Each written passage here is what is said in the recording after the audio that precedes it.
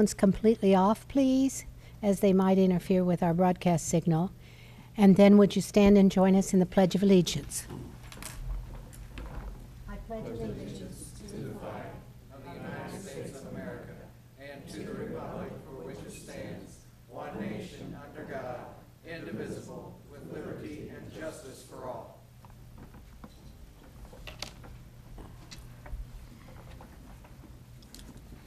Thank you. Would the clerk please call the roll? Mayor Fess. Here. Commissioner Vogt. Here. Commissioner Martin. Here. Commissioner Wilson. Here. Commissioner Terry. Here. For our first item tonight, we'll have the consent agenda, which is the approval of the minutes of the October 7th, 2014 regular Piqua City Commission meeting. I move we approve the consent agenda. Second. Moved and seconded to approve the consent agenda. All those in favor signify stating aye. Aye. Aye. Opposed, same sign. The consent agenda has been approved. Old business, ordinance number 13-14. This is the second reading. An ordinance amending sections 154.141 of the City of Piqua Code of Ordinances to allow a zoning designation change to be enacted by resolution. City Planner Chris Schmeezing will provide the staff report. Thank you. As you'll recall, this item was prompted from earlier discussion at the City Commission level concerning the process for changing the zoning designation of a property. The item was referred to the Planning Commission, who studied the matter, looked at the existing process for a zoning change request, and made a couple recommendations. The recommendation that was ultimately agreed upon or advanced for your consideration was one that would reduce the zoning change process from approximately 3 months to about a month-and-a-half time frame. Primarily, that would happen by way of changing the review or the formal action process from an ordinance reading to a resolution. So the Planning Commission would still receive the request, look at it in the context of the comprehensive plan and other studies and land use documents that have relevance, make a recommendation to the City Commission, who then would receive the item and be able to act on it in the form of a resolution. And this would save the petitioner like 2 or 1 month, something It would shorten the like process by approximately 2 months. that? 2 months, okay. Which is Good. pretty significant in the business world when it comes to trying to get their project started. Thank you, Chris. Commissioners, any questions for the planner? Is there anyone in the audience that would like to speak for or against this resolution? Ordinance, excuse me. If not, this will stand as the second reading. Moving to new business, ordinance number 14-14. This will be the first reading. An ordinance amending section 77.01, traffic schedules adopted, Schedule 4 and Schedule 7 of the Piqua Code, relating to four-way stop intersections and traffic control devices pertaining to the High Street, College Street intersection. City Engineer Amy Havener will provide the staff report. Thank you. This ordinance is originally we brought this project before City Commission when it was part of the College Street traffic signal project, which was the College Street, High Street, College, Covington, and College and Water. At that time, we had not began this design of this project. Once we got into the design, it became apparent that this traffic signal was not even warranted, which basically means it does not meet the ODOT requirements for a signal. So ODOT would not fund this signal. So we went ahead with the College and Covington and College and Water Street improvements, knowing that we would go back to this. And so at the Transportation Committee meeting, we reevaluated this intersection as a traffic signal, did the warrants again, and it still does not meet the requirements to be a traffic signal. And so we thought, well, with the paving going on at this time, it'd be an ideal time to actually remove the traffic signal. It would function as a four-way stop at that time. And we're confident as far as the movement of traffic that there will be adequate flow through this intersection. Thank you, Amy. Commissioners, do you have any questions? I'm really blown away about this. I thought that was a very busy intersection, and I can't imagine how we're going to turn 2 lanes with a dedicated left turn into a four-way stop. How's that going to improve any traffic flow? And would ODOT let us keep that light? And how what are the numbers that have to reflect the criteria in order to keep that light, or in order to have a light at an intersection? What Well- kind of numbers do you have to have? ODOT doesn't, they don't dictate at this point whether we keep it or not. They just would not fund it with federal funds because it did not meet their requirements. You mean to replace it or to? Correct. For Okay. any improvements, they would not fund. So that intersection had to be pulled out of the entire project. As far as the warrants, I don't have the counts with me tonight, but I can get those. They look at accidents, the number of pedestrians. There's about 10 different warrants that you have to look at to see whether the signal is actually functioning like it should. And this signal did not meet those warrants. And the idea is, right now we have those left turn lanes, and the arrow, you get the green arrow whether there's someone there or not, so that actually holds up traffic trying to go through. So with it, a four-way stop, you go up, just like what we did in the downtown areas, like at Wayne and High, you know, you go up, stop, nobody coming, you go right through. So it does have a better flow of traffic versus having to stop at a signal and wait if there's nobody coming in the opposite direction. And then we're going to provide parking on that street? Well, right now with the center turn lane, that's about a 12-foot lane. So if you remove that, you have on either side now, you can provide parking, which I think is desperately needed through there. Wow. That's a lane I take every day. That is my main run from north to south. And I can't imagine parking along there, and I can't imagine losing that extra lane. It to me, it doesn't make sense, and it always seems like it's backed up. Well, not all day long, of course, but, you know, at busy times of the day. But it's my understanding that it's just going to be like a regular intersection, no turn lanes, just north, south, east, and west. Now, I can remember back in 1955, 56, that there was so much traffic there with the high school and the buses and the bicycles. Back then, it was cool to ride your bike to school. It's not now. But everybody seemed to want to drive, and we had buses and everything else. It was really a traffic nightmare down there. And that's when the period of time when they put the turn lanes and the restraints on the traffic area. This is all gone now. You know, there's not that many walking pedestrians down there, and the traffic would move a lot faster with a four-way stop. Very similar to what we did at Sunset and South. And everybody seems to be happy with that, and it's worked real well. I think that, yeah, you might be used to it now, but a few trips around the block, it'll be fine. Like I mentioned the last meeting, that the older we get, change is tough. You just have to put your mind to it. You'll change. And I don't know anything else we can do but accept it and smile, because the other problem down there, I drove on it twice. I'm fine with it, you know. So this will be fine too.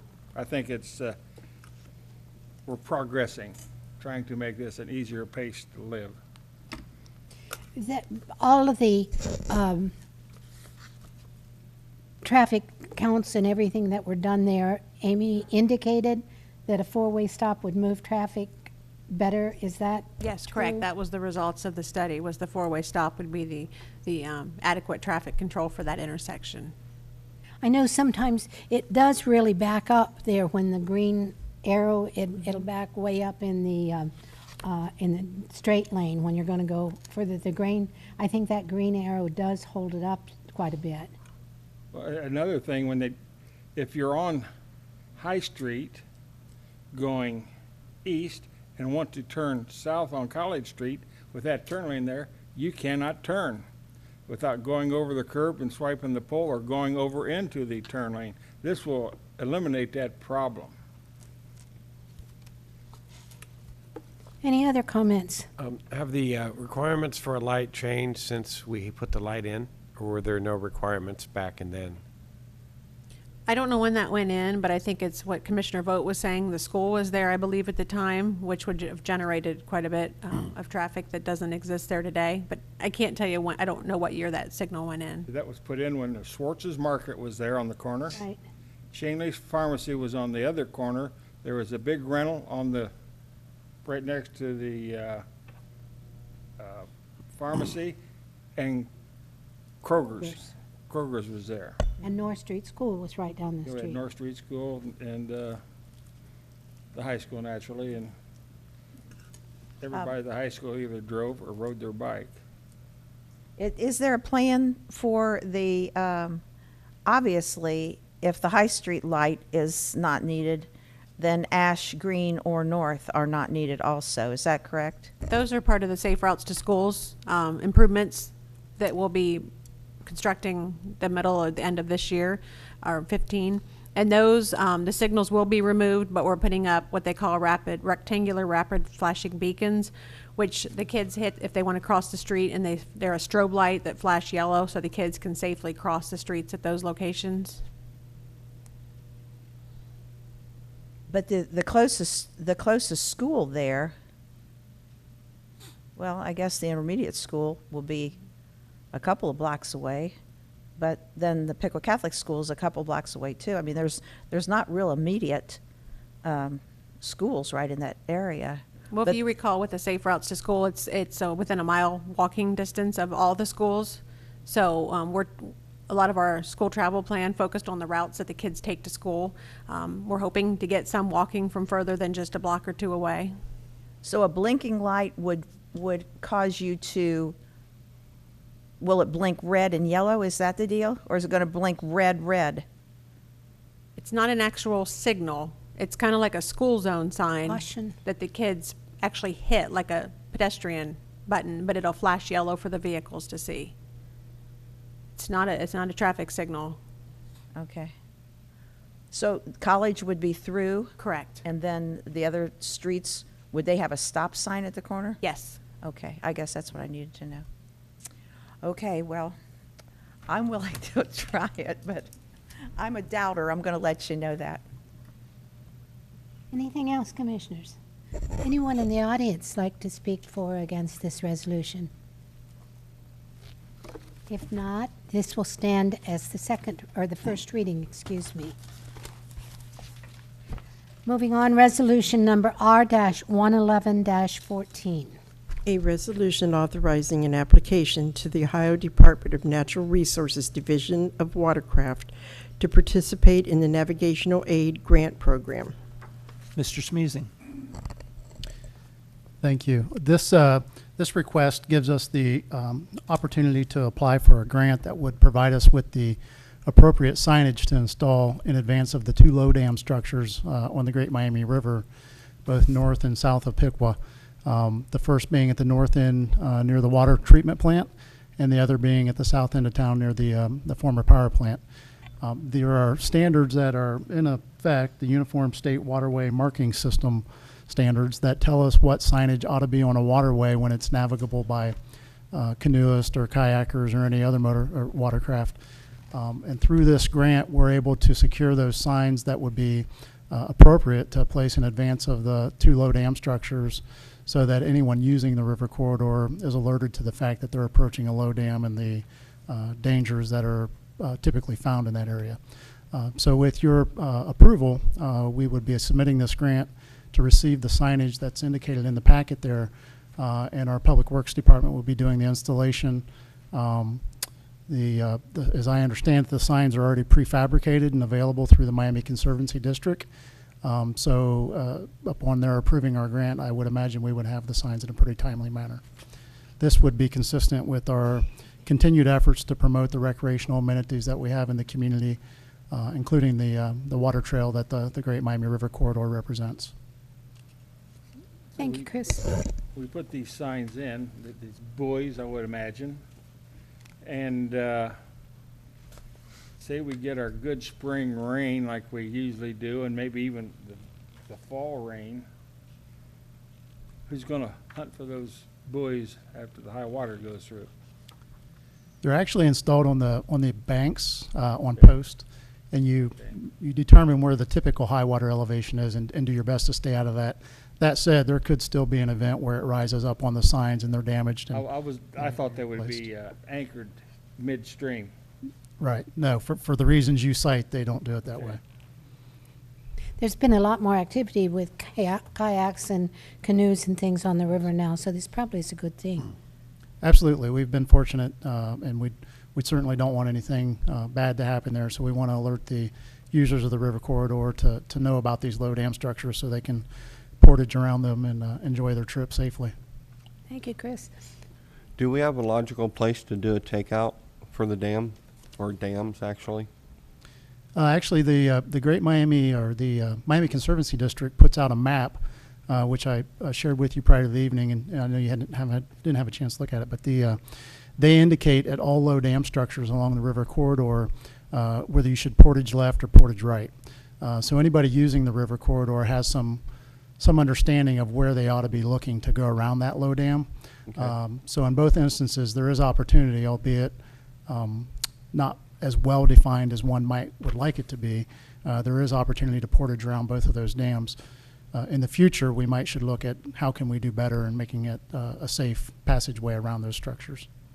Okay, all right. Thank you. Anyone else? Anyone in the audience wish to speak for or against this resolution? If not, do I have a motion? Move to adopt resolution R-111-14. Second. Thank you. It's been moved and seconded to adopt resolution number R-111-14. Would the clerk please call the roll? Commissioner Vogt, Aye. Commissioner Wilson, Aye. Commissioner Terry, Aye. Commissioner Martin, Aye. Mayor Fess. Aye. Resolution number R-111-14 has been adopted. I just want to take a moment, something I forgot. Our city manager, Gary Huff, is not with us this evening. He's home ill, and we have taking his place, standing in for him, our Assistant City Manager, Economic Development Director, Justin Summers. Justin, we're glad to have you here. Thank you. Okay. I just forgot to do that at the beginning and wanted to, everybody, so who is that guy sitting up there, you know? He doesn't have white hair, where's Gary? Okay, moving on, resolution number R-112-14. A resolution to approve a replat of lots in Indian Ridge sections 5 and 6. Mr. Schmeezing. Thank you. This item relates to the replatting of lots in Section 5 and 6 of Indian Ridge. We have a new developer in the subdivision who has relaunched the house building activities there, Rob and Julie Alexander of Indian Ridge Builders. And their vision for the subdivision is much more of a single-family home type environment. Some of the lots that they're asking to replat, they were all originally single-family lots when the subdivision was platted in 2001, and then the development interest at that time subsequently asked to replat them to be 0 lot lines so they could do the duplex type of house. Fast forward, they were a couple of them have been replatted, but the ones that are being presented here this evening were not replatted. So these are kind of the last remaining 0 lot line properties in the subdivision. They're all adjacent to other single-family lots in the subdivision, and the current development interest believes that they can better market these properties and more appropriately develop them with a single-family structure. So they submitted their request to the Planning Commission. We held a public hearing. The applicant was there to speak on behalf of it. The Planning Commission found merit in the request, especially recognizing that that's how it was originally platted, and there was no one else from the public present to speak for or against the item. Thank you, Chris. Commissioners, any questions? I see we have Julie and Rob here with us this evening. Is there anything you would like to comment on? And I want to say we're very happy to have you both working at Indian Ridge. We appreciate your efforts on behalf of expanding that area out there. Thank you. We're lifetime members of the community, and we take a lot of pride in our community. And we have relaunched Indian Ridge. We've started building in Indian Ridge. Our focus is going to be almost exclusively on single-family dwellings. We've done a lot in the last year, the last 6 months, to do some renovation of the undeveloped properties. We've done some reclamation of the pond area. We've put in some new signage and landscape. We just dedicated a new park in the neighborhood out there. We have a couple houses under construction currently. We are going to have an open house this weekend with our first model that's open. And so we are hoping you'll give us your support on this so that we can develop what we think will be an improvement to that neighborhood and to that part of the community. And so that's what we're up to. Thank you so much, Rob and Julie. We appreciate your efforts toward bettering the community. Mm-hmm. Thank you. Any questions? Commissioners, is there any questions for Rob? You're finding that the requests for multifamily housing has kind of waned, or you feel like you've got enough multifamily housing out there for your development? The demand for multi-housing development is very high out there, but we just think for the value of the development and the community that it's better to focus on single-family dwellings. I see.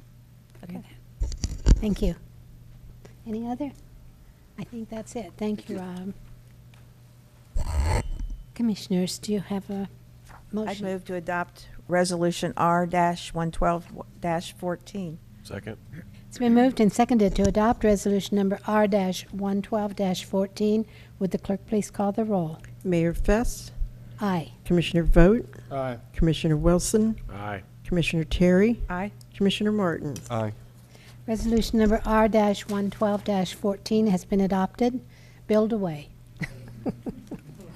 Resolution number R-113-14.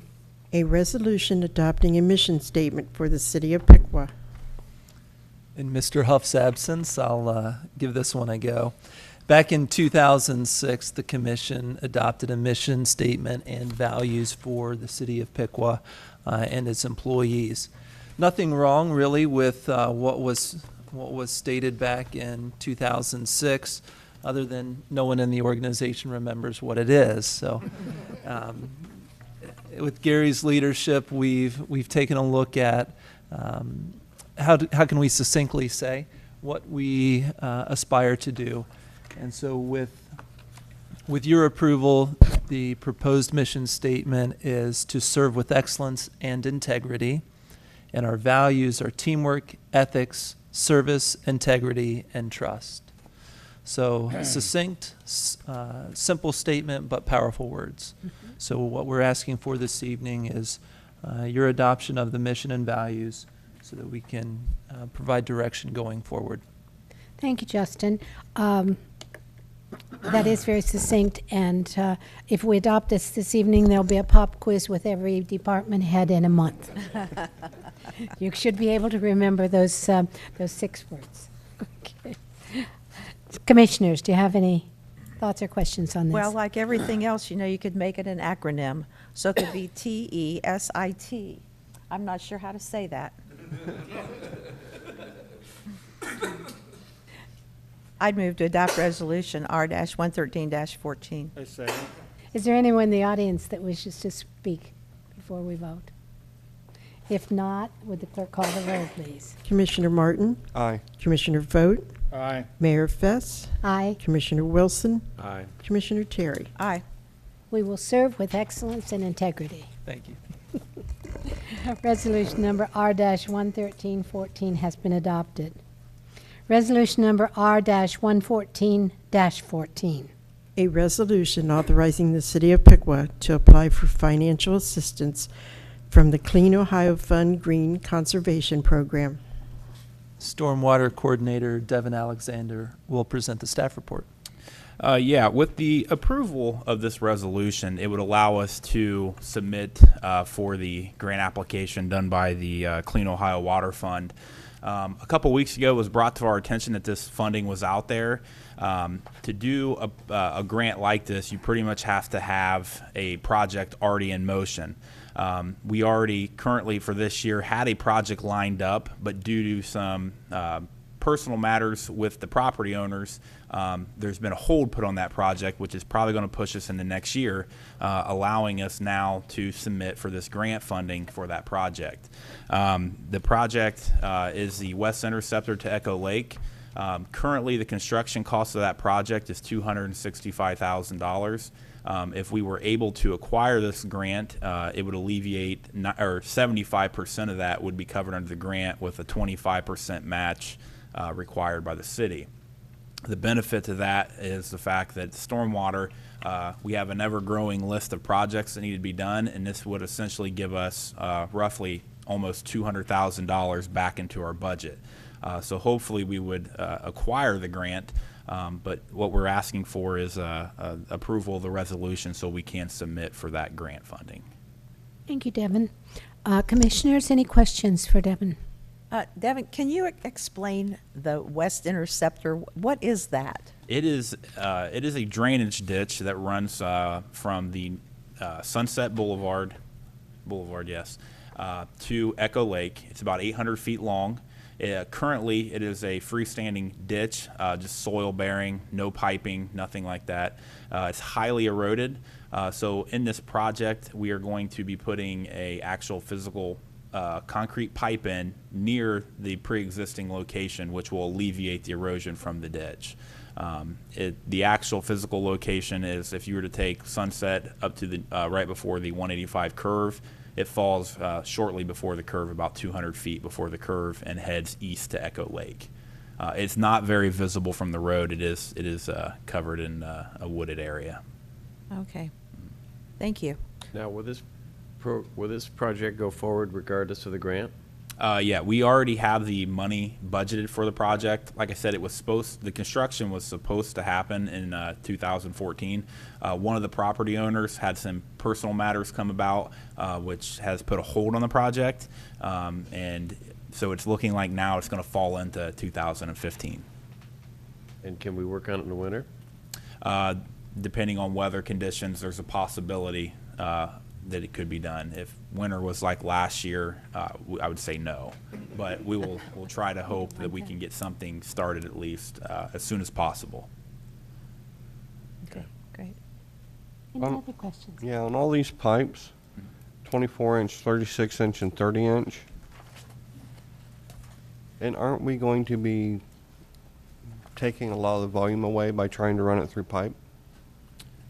The volume that's currently The volume of the water that can currently go down through there. Well, we had worked with our consultants, and the design that was put forth by that engineering consultant was that that's the design they used. We'll be taking away from the amount of water that can go down it.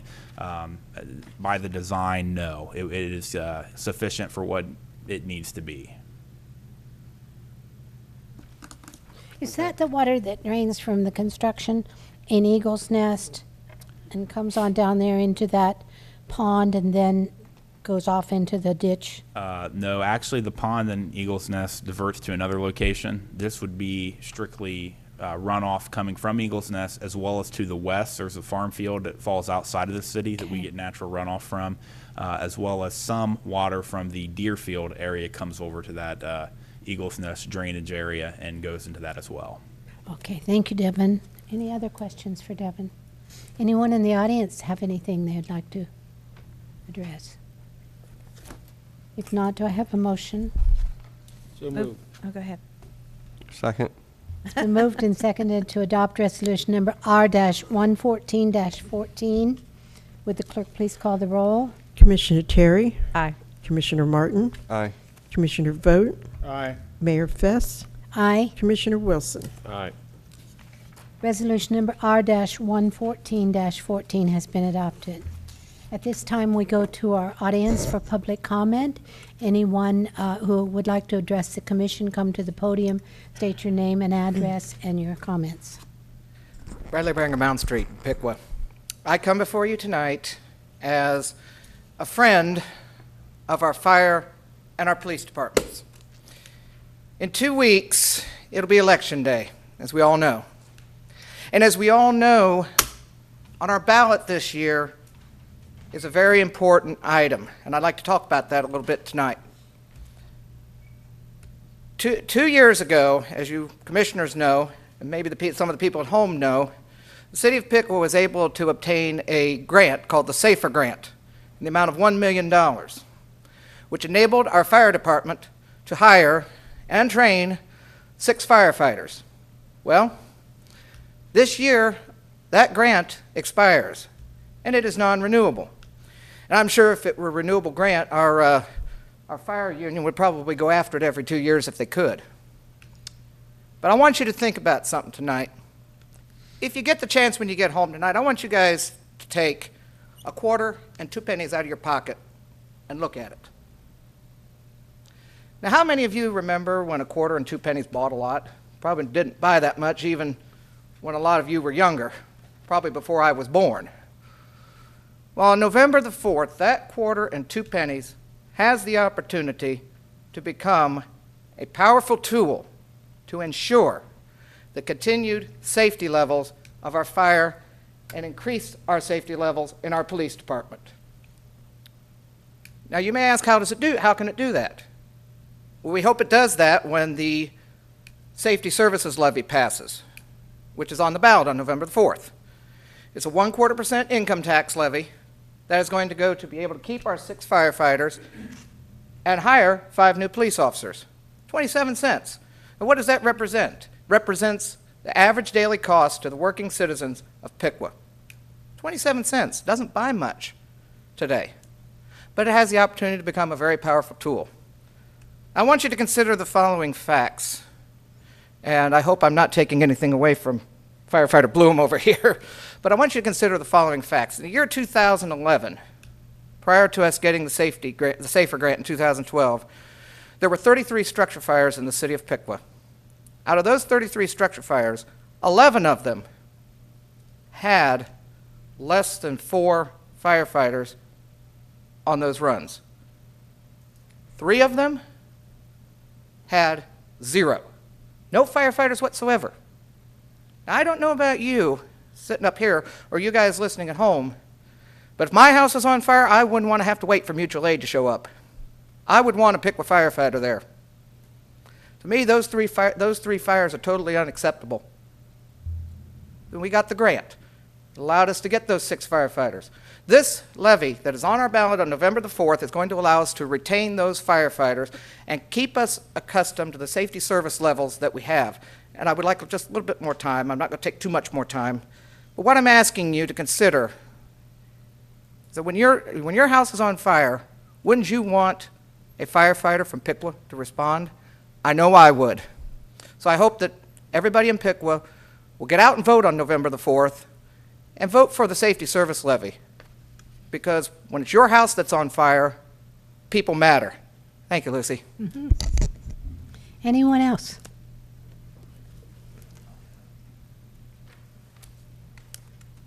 Bob Bloom, Union Shelby Road, President of Piqua Firefighters.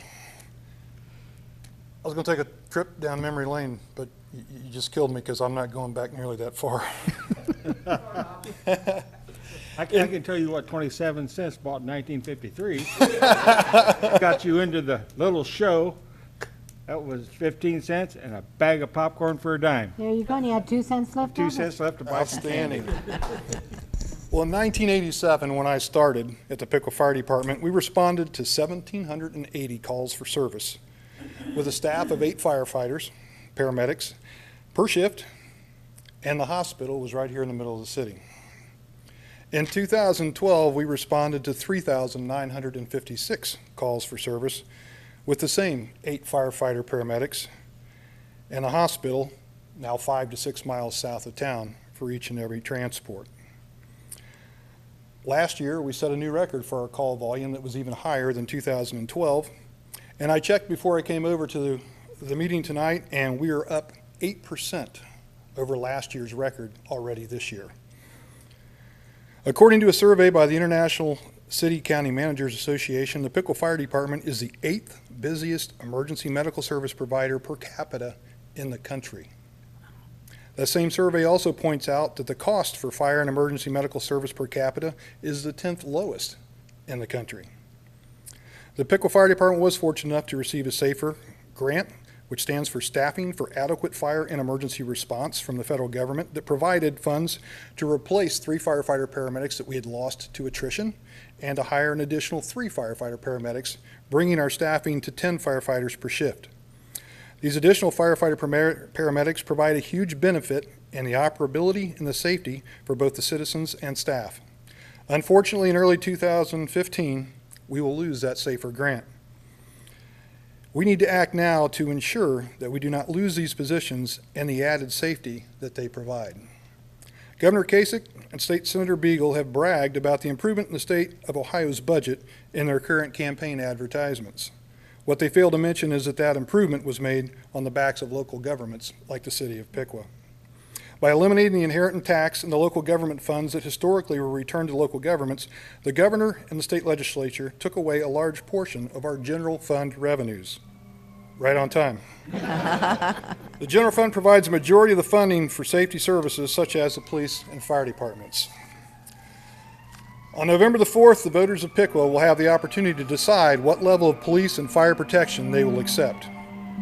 A study done by the International Association of Firefighters determined that Piqua should have at least 12 firefighter paramedics per shift, and FBI studies have shown that Piqua should have at least 15 additional police officers. Passage of the proposed tax levy will not get us where we should be, but it's a step in the right direction, and will make our city a safer place to live, work, and worship. No one likes to pay additional taxes, but the cuts made by the state have made this necessary. We have been good stewards of the tax dollars given to us by the citizens of Piqua, and in order for us to keep providing the level of service that they have come to expect, we need their support by voting for the proposed 1/4% income tax increase on November 4th. Thank you. Thank you, Bob. And I just want to say, I don't know that there's ever been a time that we've had a levy on the ballot that has been more critical than the one that we're going to see on the ballot on Election Day. So I hope people listen to what you say and realize that this is something that we need to do, desperately need to do, in order to keep our service up. I know if you've ever had an opportunity to use the Piqua Fire Department paramedics to save someone that you love's life, you know how desperately we need this, because I have experienced that with my mother on 2 different occasions before she passed away. And even though they are few in number, they're really wonderful. And so let's pass this levy and give them what they need to continue that good work. Thank you. Thank you, Bob. Chief, do you have anything? Oh, Jim, come ahead.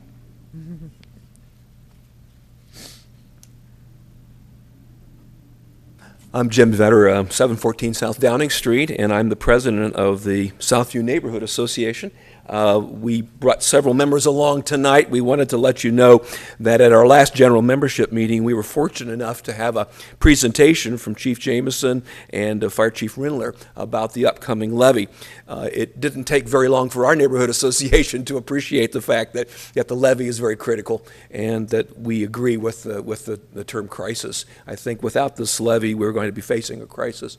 So the membership unanimously approved a minute of approval for the levy, and we wanted to come to share that tonight to let you know that we, for our neighborhood, we're encouraging folks to vote for the levy, and we hope that the other citizens of Piqua will do the same. So I brought along a copy of the minute, and I'd be happy to share that and to pass that out. That's great, Jim.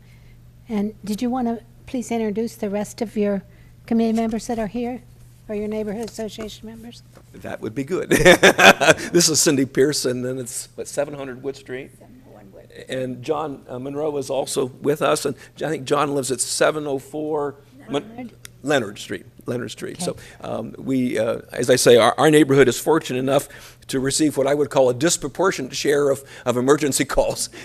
So we are acutely aware of the fact that timely service is a good thing for us. And so, we're also aware that most of us are fairly selfish. When we hit the light switch, we want the lights to come on. You turn the key on your car, you want your car to start. And when we call 911, we'd like to have prompt and timely service. And we think this levy will continue that, and hopefully in the future we can improve that. But for right now, we need to pass this levy to maintain our current level of service. Thank you, Jim. You're welcome. Thank you, Cindy, John. Thank you all for being here.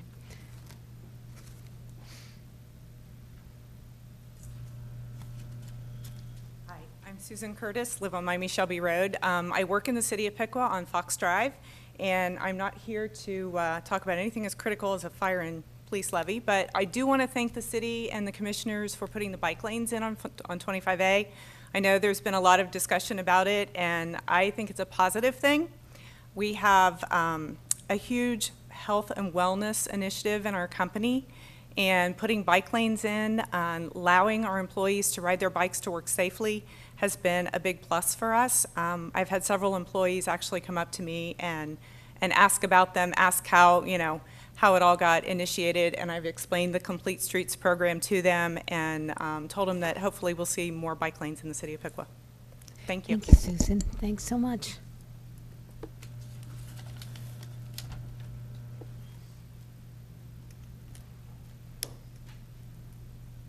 My name is Jim Burkhardt. I live at 1003 Westview Drive, and I just wanted to say thanks for allowing us to use Lock 9 Park a couple weeks ago, even though we didn't use it. We sponsored an event down there, and my one job, I was in charge of the weather, and I failed miserably. It was a day like today. It was just very raw. But the event went on at Edison, and nonetheless, thanks to Edison Community College for providing an inside place to have some beer and food and listen to Jimmy Phelps play guitar. Everybody had a great time. They wanted to know if we're going to do it again next year, and our planning group will get together and we'll try and map out a strategy and make it nicer and a little bit bigger maybe, and hopefully can use the amenities on the river and on the bike trail to show off the reason behind having the event to begin with. So I want to just say thank you very much. Thank you, Dr. Burkhardt. And are they going to put somebody else in charge of the weather next year?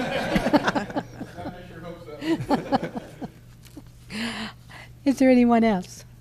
If not, we'll go to the city manager's report. Justin? Well, Jim, I was in charge of the weather for the power plant overlook dedication, which was a beautiful day last Thursday. As you know, that was a $1 million project to clean up behind the former power plant. We have a beautiful overlook there now, overlooking the river. So just another example of how we can utilize the asset that we have running right through town. In addition to that, this coming Thursday at noon, we will have a ceremony for the Trail Town designation. If you remember, we submitted an application to receive that designation, and we'll have a ceremony coming up on Thursday at French Park, correct?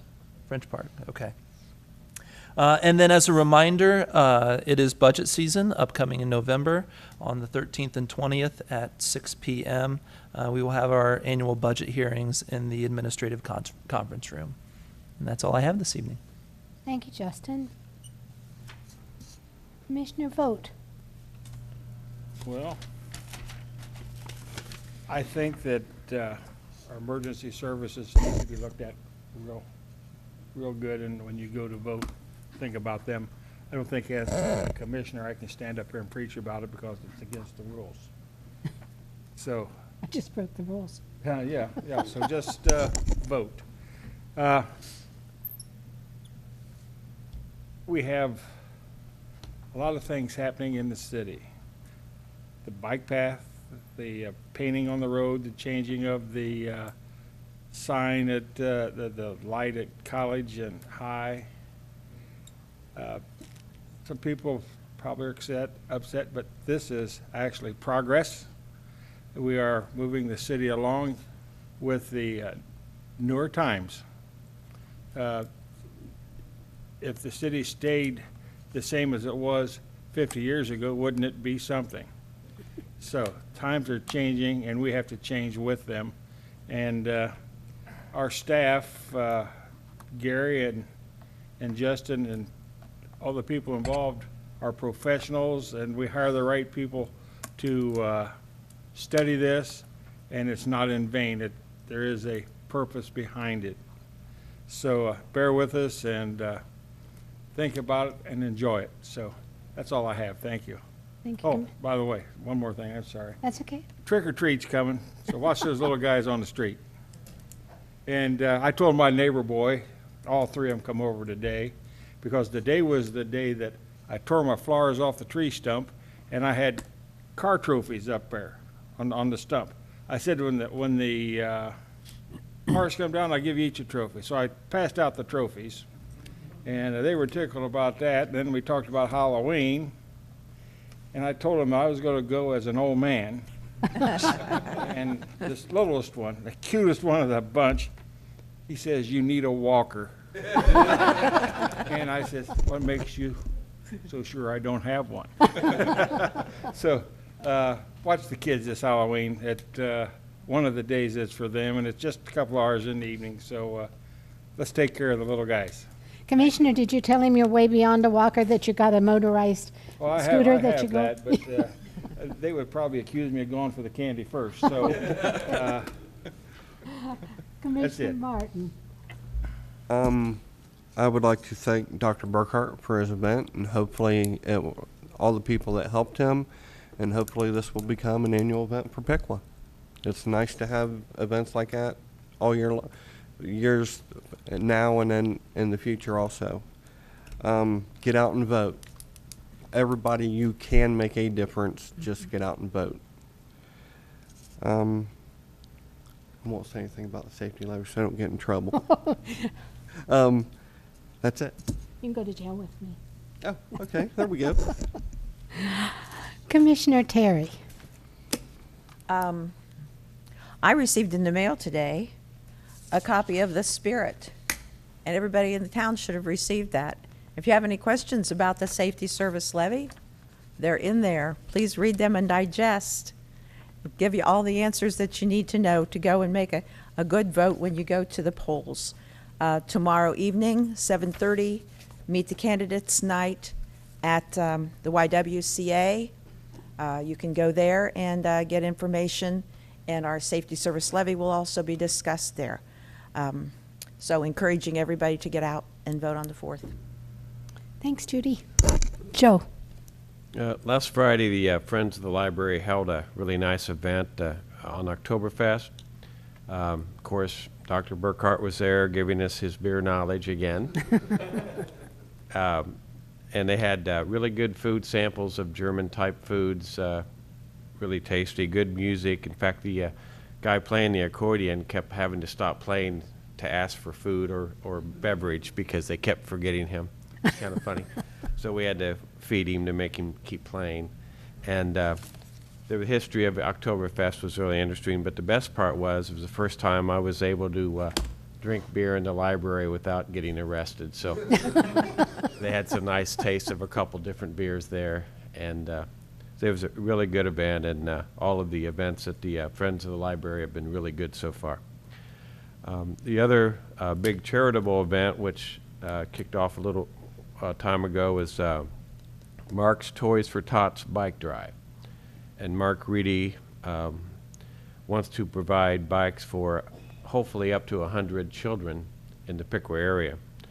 And he will take donations up till the end of November. And the cost for each bike is about $80, but he would accept any amount of donation for this.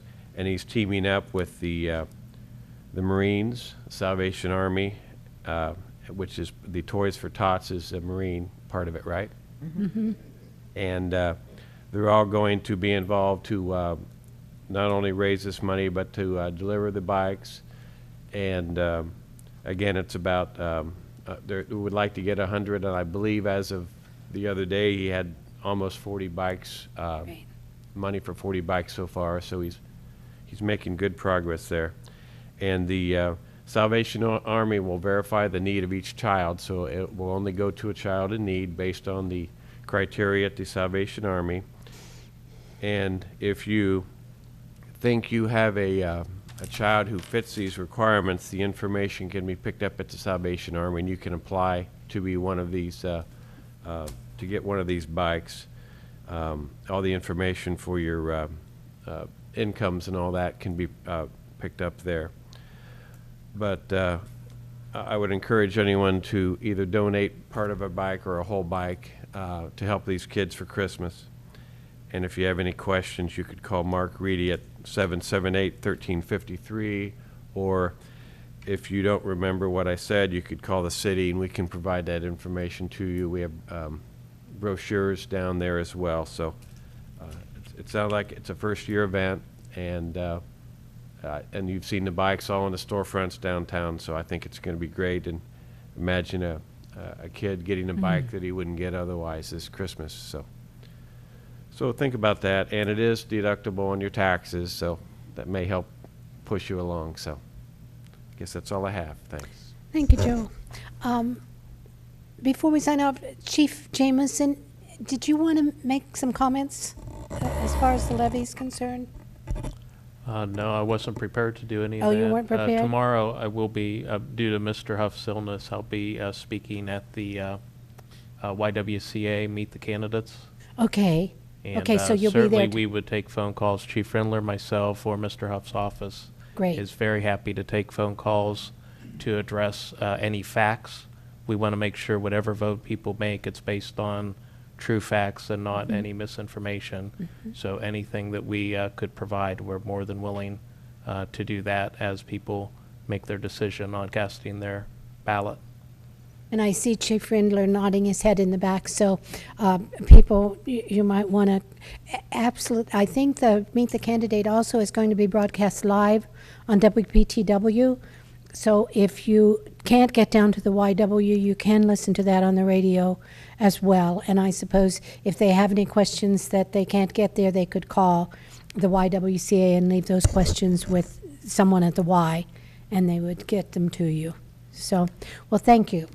I only have one thing, the Munch Bunch. They're having, this group is a organization which provides food for children over the weekends from, I think, K to maybe 8, because I know the city does the high school program. But the Munch Bunch are going to be holding a fundraiser in cooperation with Bob Evans on October the 23rd, 24th, and 25th. And what you need to do is get a flyer from Bob Evans when you go in there to eat, or find one of those flyers, take it in with you, and you'll get a discount on your food. That discount will then go to the Munch Bunch to buy food for the children. I was amazed at how many children here in the city of Piqua go without lunch over the weekends because they eat at school during the week, but when they go home for the weekends, there's no food in the cupboard. And so this group does a wonderful job of providing with that, along with the city group that provides for the high school students. So if you haven't got anything else to do on the 23rd, 24th, 25th of this month, you don't want to cook, go out to Bob Evans and help out the Munch Bunch. With that, I would ask for a motion to adjourn. Second. All in favor signify stating aye. Aye. Aye. We're adjourned. Thank you.